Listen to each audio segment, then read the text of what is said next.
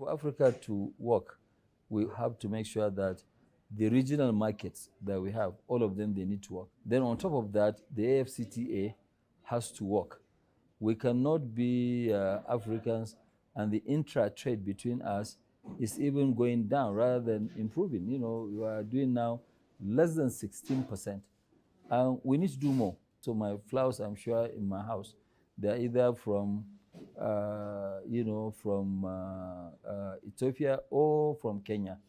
But I can assure you the supplier is supplying from Amsterdam or Rotterdam, which is sad.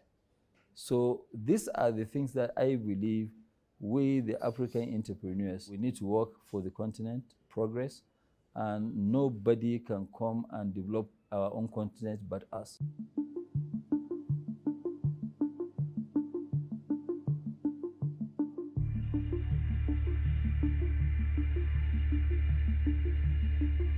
We have actually tended to buy some WTI, West Texas oil from the US, because the size of our refinery is very, very big, and we have to make sure that we secure the raw materials for our own production.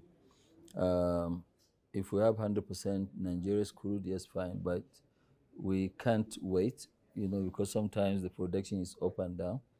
But I think also it makes also economic sense for us to include the WTI in the basket of crudes that we're buying. And that's the reason why we actually went out on a tender.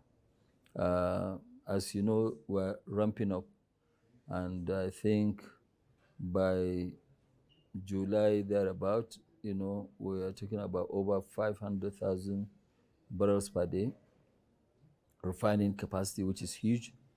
And then by sometime towards end of the year or so, we believe that we'll hit our capacity of 650,000 barrels per day. So it's a very huge, capacity. Well, the US one is not really something that's going to come and take over the Nigerian something. It is not really very small. When we say 24 million barrels, it sounds huge, but it's really nothing. It's about roughly about 2 cargoes, in a month, which is about 10% of our own demand at full capacity.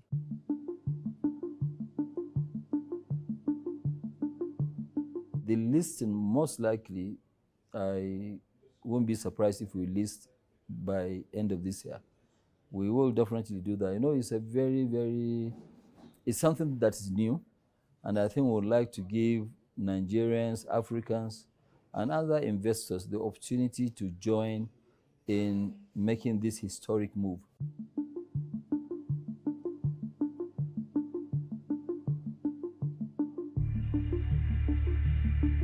We are the largest producer of cement in Africa today as we speak, bigger than any other company.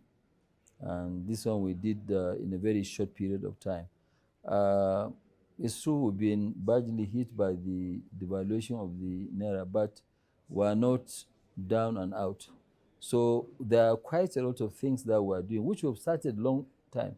You can see even before the devaluation, by last year, beginning of last year, we actually have commissioned 2 export terminals that can export up to about 8 million tons of clinker. We have other African countries, especially in the West, they don't have the limestone to produce cement. So what we have factories which will take the clinker to go and grind and make cement. So part of the strategy is for us to also diversify by making sure we don't only sell cement in our domestic markets. We do quite a lot of exports. Like, for example, the cement we produce in Congo, Brazzaville, almost like half of it goes to Cameroon. Even our own tax, our tax for the first quarter is 1.5 times the two of our competitors in Nigeria. So we are still not doing very, very badly. I mean, this year, in naira terms, last year, which will have our AGM in the next 2 weeks or so, we're actually giving almost 550 billion naira as dividend. So we're very, very strong. We have a very strong business. The vision for us is to continue to grow, is to continue to supply Africa with their cement needs, because we know going forward there will be quite a lot of infrastructural projects of which we don't want Africa to import cement from anywhere.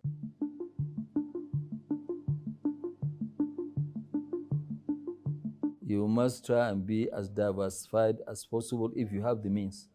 And that is the difference between us. In the Dangote, cement, we are fully diversified.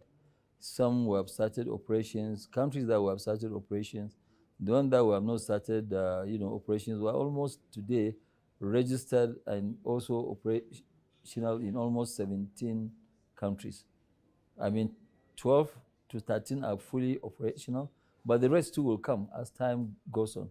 The ones that are not yet there like countries like maybe Niger, Togo and Co, we're actually trading our own cement in those locations. We have offices there. So it is something that I think it is a strategy where I believe at the end of the day, the company will definitely weather any kind of storm.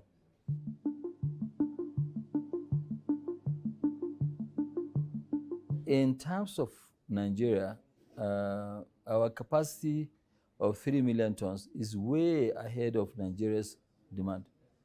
Nigeria's demand is going to go up very, very soon because that's what they call the Abuja Agreement, where now all African countries have signed up, saying that the minimum application of fertilizer per hectare should be 50 kilogram per hectare. So a lot of these countries, they haven't met, only about 4.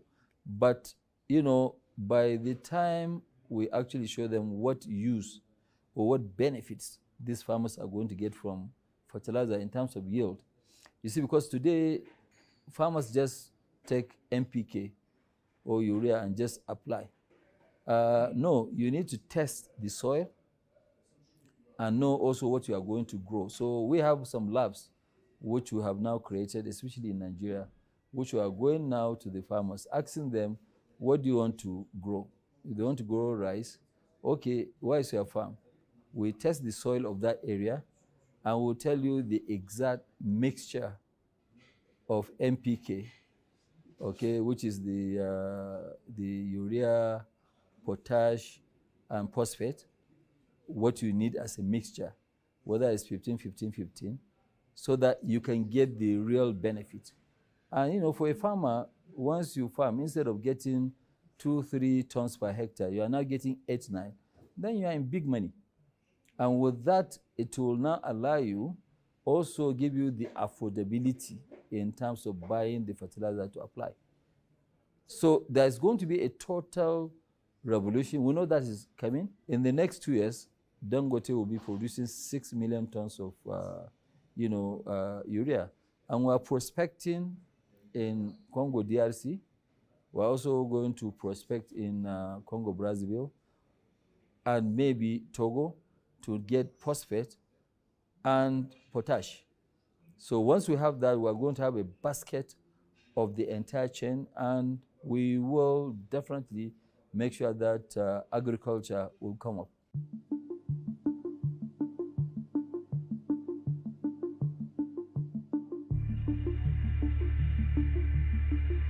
Well, now there's quite a lot of change in the Republic of Benin, and both myself and President Talon, we've been, discussing. We've had very useful meetings, and I think we're trying to make sure that Africa works. But for Africa to work, we also have to make sure that the regional markets that we have, all of them, they need to work. Then on top of that, the AFCTA has to work. We cannot be Africans and the intra-trade between us is even going down rather than improving. You know, we are doing now less than 16%. And we need to do more, you know, which is very, very disheartening. I mean, today, maybe some of I'm sure my flowers, I like fresh flowers. So my flowers, I'm sure in my house, they're either from, you know, from Ethiopia or from Kenya. But I can assure you this supplier is supplying from Amsterdam or Rotterdam, which is sad. So these are the things that I believe we, the African entrepreneurs, need to learn that, look, we need to work for the continent progress, and nobody can come and develop our own continent but us. And, you know, it's something that I have taken as a challenge. It's a life challenge for me. And I can assure you in the next couple of years, I want to dedicate my time to this.